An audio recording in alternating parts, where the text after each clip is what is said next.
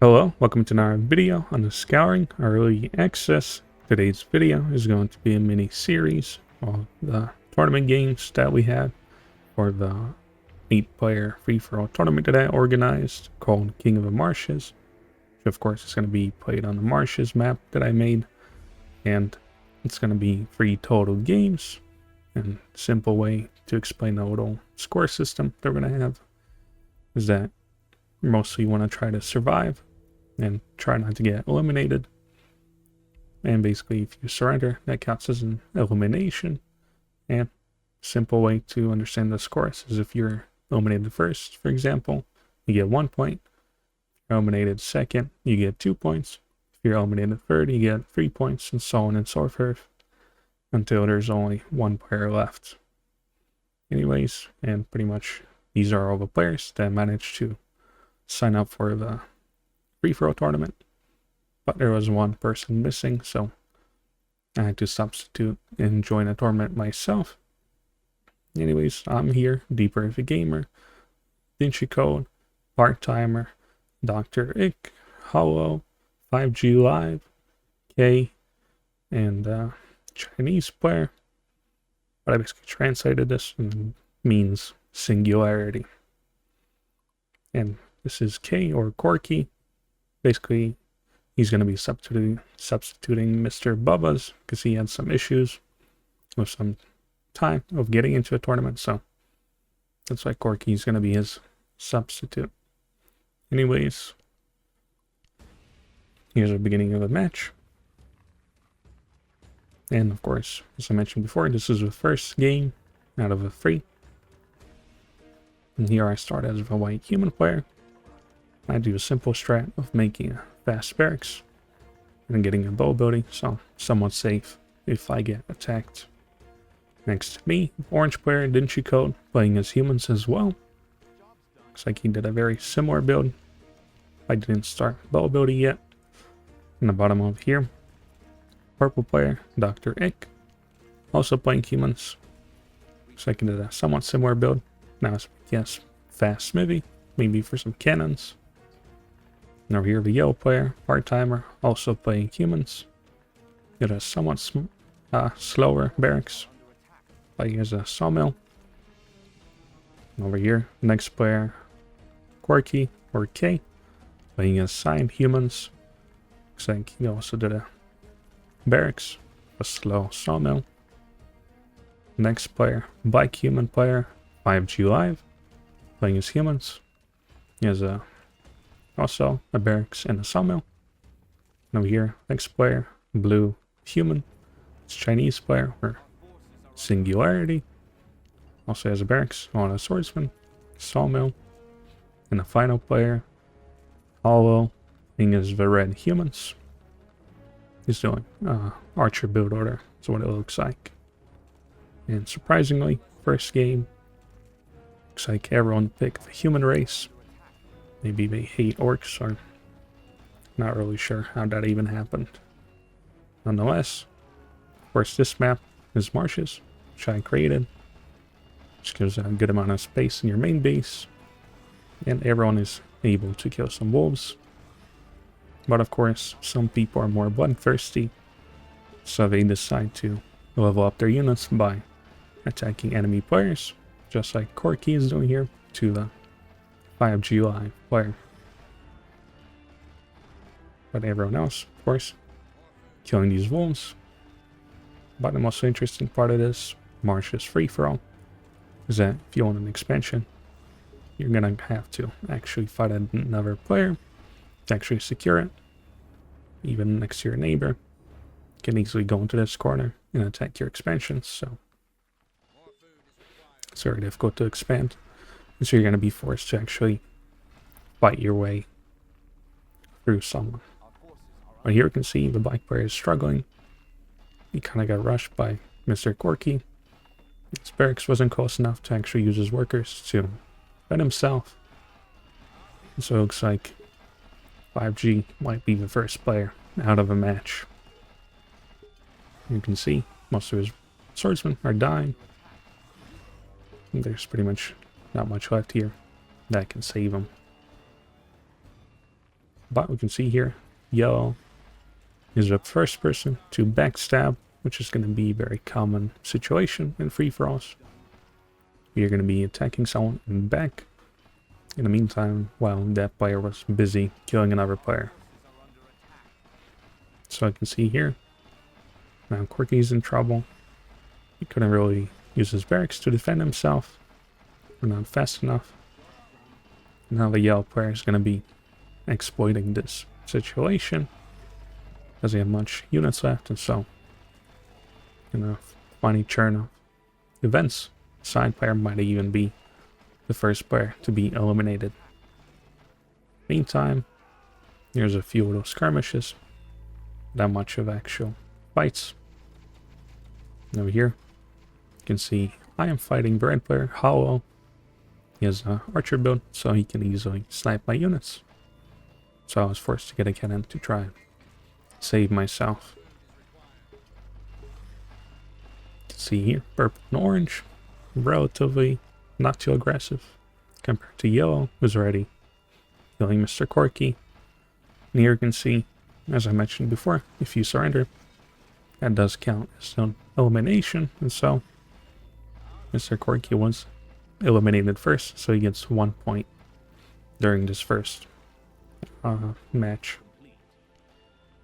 So somehow the bike player 5G somehow managed to survive and still jog along. See here, the blue player is killing wolves, hitting on the archers. And of course the goblin waves are turned on for the free-for-all mode, because it's gonna incentivize games not being too long, because every following night is going to be harder and harder to defend. So it's going to be a little harder to try and hide out on the map. Here, somehow we can see the bike player was supposed to die here to his own goblin wave, but the blue player manages to kill a good amount of goblins here. But of course, I guess he was pushed back by his own goblin wave. But the first wave is usually not too difficult to defend, so most players didn't really have much of an issue. Didn't really lose that many units. I guess I lost one swordsman. Here you can see the yellow player. So looking over here with unfinished business with Mr. Corky. In the meantime, purple tried to attack orange here, but I guess after seeing these workers, he decides to hang around his base. Oh, and of course, right here, yellow player probably took the attention of a purple player, so that's why he decides to go home. Which, of course, this is part of free-for-all, where it's a lot of backstabbing, you can say. But up here you can see, yellow player was a little busy fighting the purple player here. And losing all of his swordsmen, so he was expecting to be attacked after losing all these units. So somehow, surprisingly, the bike player is still alive, and his goblin wave was defeated, so he's actually not dead yet. And now the yellow player decides to let him live. I'm not really sure, but yes, he's more concerned with purple doing a retaliation attack against him. Over here you can see red player's archers got pushed away, probably because of a blue player. So his archers and they had to run to the south here. In the meantime, you have all the swordsmen, all the cannons, pretty much every player. It's a similar swordsman and cannon strat. But we can see here, yellow and purple are the only two players who are going for a more dwarf, I guess, included build. With a few dwarves in here.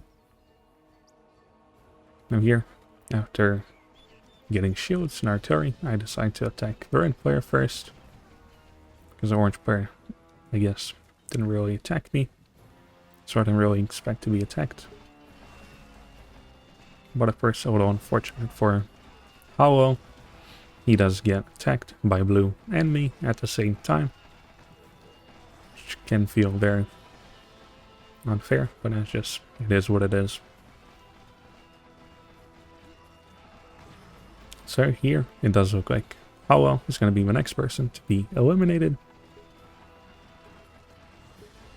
because he's losing most of his army. And blue is going to be sandwiching him any time now.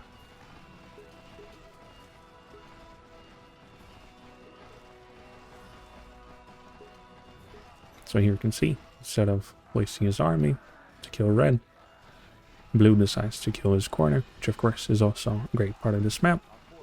You can get a lot of gold from killing 2 trolls and 16 goblin archers. And of course, because of this single entrance, can be a viable strategy to actually expand here and try and have a lot of extra income. So here you can see the red player decides to run away, which of course is also a viable strategy, because there's no point system for getting any kills on any people. So most ways you're going to get points is by trying to survive, trying to build buildings around the map to try and not be eliminated.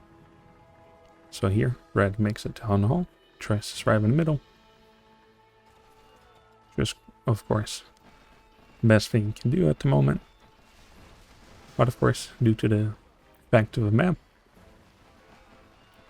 both of the players here, me and Singularity, is going to be a little busy killing each other. So red is going to be a little safe for the time being in the middle. Of course, in the middle, there's 4 trolls. But all these trolls are guarded by an outpost of bandits, a group of 8 goblin archers, so it's going to be a little harder to break through here. Try and get some, I guess, extra gold. Here you can see I'm fighting Singularity here. He has a very similar, I guess, composition. Swordsman and cannons, but he has a few archers. In the meantime, the purple player is now getting double teamed by yellow and orange here, which is also quite unfortunate. We tried to do a little attack on the bottom here, but it does look like didn't really, I guess, achieve much. Of course, being divided between fighting yellow and orange here, which is ParTimer, who's yellow, and Dincicode, who's orange. You're gonna pushing him from 2 sides here. And over here you can see the red player decides to surrender, because I guess he couldn't really mine gold because he didn't build any guard towers. So all of his workers were just being punched to death by these big fat trolls. So he gets eliminated second. So Hollow gets 2 points. But still surprisingly, 5G Live is still alive and kicking with very few workers left. Now here I can see purple. It's pretty much on his last legs. He has a cannon, a handful of dwarves, and of course, orange is ready to pounce on him at any moment. And on top here you can see, after seeing that the red player got eliminated, I decided to attack blue, because he was someone attacking me here, so that was my thinking of trying to attack him next. Of course, for artillery and swordsman, can be a great combo. Even sending my swordsman to try and kill these cannons. And of course kill this production. In the meantime, yellow and orange are still double teaming Dr. Ick, the purple player. And so now they're kind of partitioning his base. But of course they can decide when to kill him. But of course, with their 2 armies here, they're going to be fighting each other a little bit. In the meantime, we can see I just had a bigger army, more potions, more cannons, so eventually the blue player doesn't have much left. All his military died, all his final cannons, so he has left is just workers and his hope on his corner base. That is someone likely to be, I guess, found.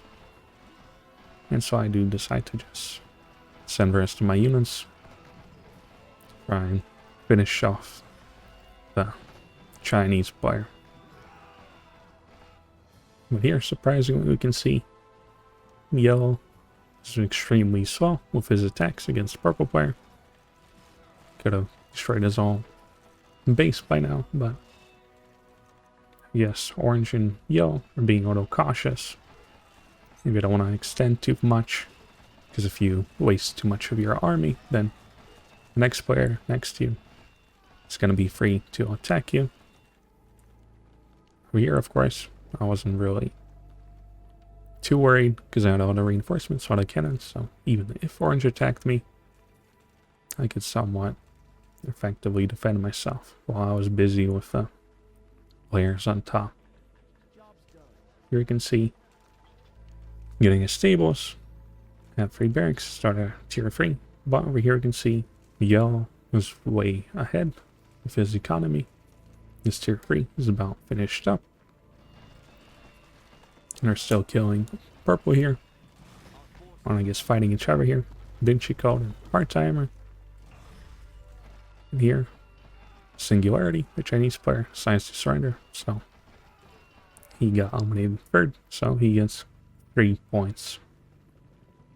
But still, 5G Live still surviving. But of course, it's going to be nighttime soon, so he's going to need his barracks built pretty quickly if he doesn't want to be eliminated by the goblin wave. Here we can see purple still alive. This maybe is being used as a meat shield by both these players. Not really finishing him off. Here the goblins begin spawning, of course. Just gonna make everyone go back to their base. Purple players, goblins are here. Here you can see the black player, 5G Live. Might actually now be in trouble. He didn't build enough guard towers or barracks. Even though he had quite some resources. And so this is pretty much the end for 5G. Top here, I had no issues. Killing my wave. Yellow's fighting both the wave of purple and his own wave.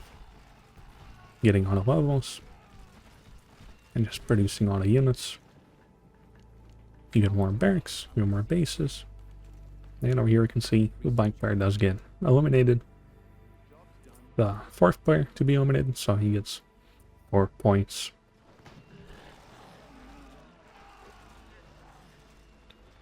Here you can see I begin attacking the orange player next, killing his goblins. How about a cannons on a swordsman?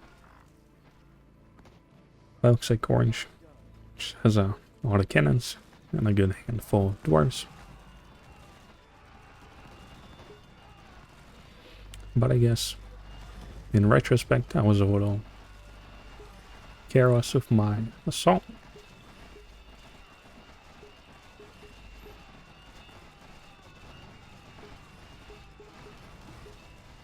Here you can see orange is still fighting back. But of course with supporting artillery fire, it's going to be quite difficult for him to do anything. But of course in the meantime, yellow's not really attacking anyone, so his army's only growing stronger and stronger. So eventually he's going to have quite a big advantage. Here you can see orange still fighting back. I lost most of my swordsmen here. So this is quite costly for me to lose all these units in this whole army.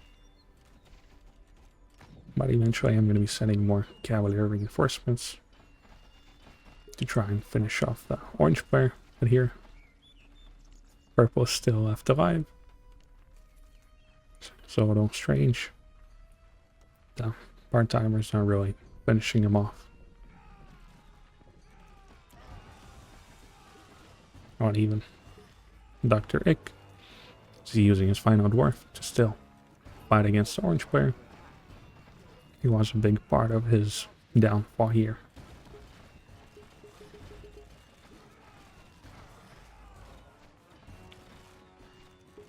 But eventually, orange is losing his final cannons. He has a few dwarves left. So inevitably, he should be getting eliminated. But now we can see the yellow player is going to finish off a purple player finally. Took him quite a while. He has all the dwarves.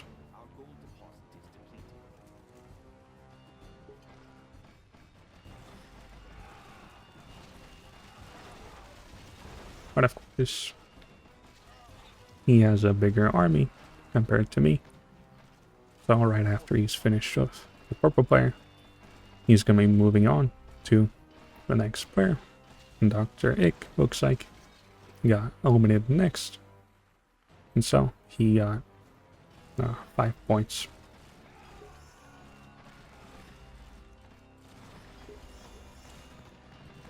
Over here, I have a lot of cannons, which are going to be very useful against all these dwarves here.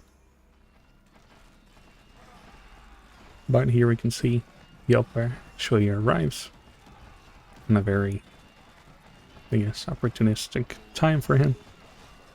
And so most of these cannons are going to die now. Now I'm going to be the one in trouble, because I need a lot of cannons to actually deal with these numbers of dwarves effectively. Because cavaliers are not very, I guess, effective or efficient at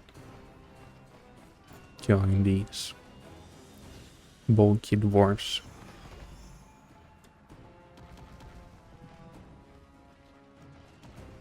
So here, trying to get a few more cannons. But the Yelper is already at the gates. So he's going to be swarming me with these dwarves.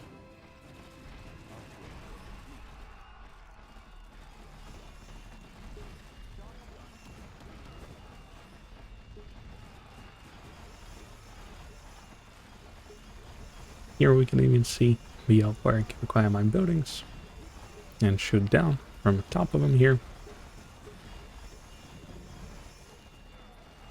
He's using his own cannons as well. And thanks to his apprentices, his units are taking quite a while to die here to my cavalier army. Over here looks like orange player is trying to destroy his own buildings to maybe try, I guess, make the yellow player see that there's some more buildings left here. Try and hide. Trying to be sneaky, but it doesn't look like he's trying to run away to the middle or any other part of the map. So in the meantime, I'm using my final workers here mostly to try and fight back.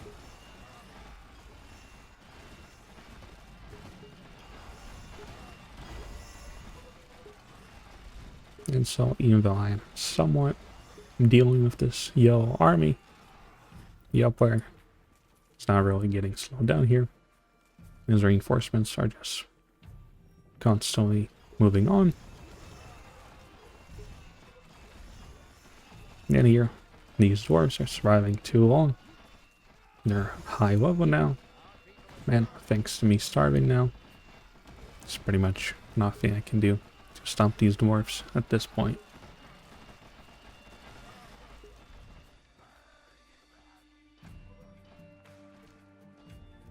Orange still destroying his own buildings, which is a little strange.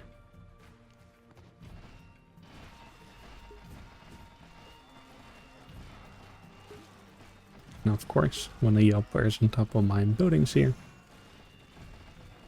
there's just nothing I can do. So I'm going to need all the swordsmen and all the cavaliers to try and deal with these dwarves.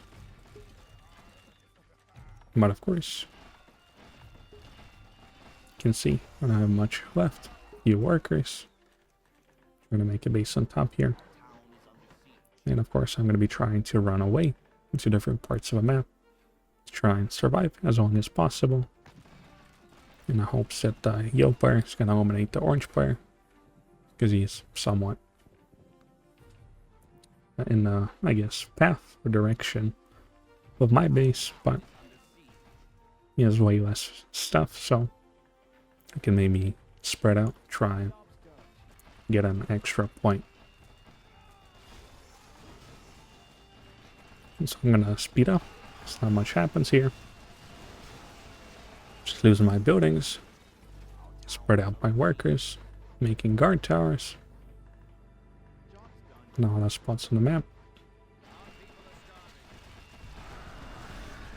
But I guess over here we can see that the yellow player was determined to kill me first, even though he has to go out of his way more to try and eliminate me before trying to destroy the orange player.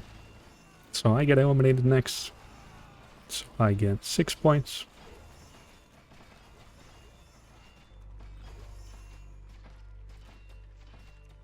And over here, the orange player's final building is going to be destroyed. And so he's going to be getting 7 points. And of course, ParTimer, the final player left alive, gets a total of 8 points. So let's see the results.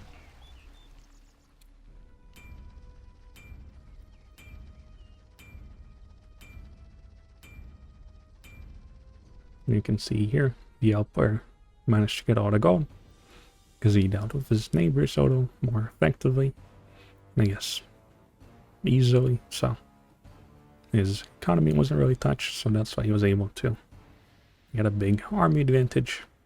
But of course, the surgical strike against my cannon army was a final blow to my chances of trying to survive.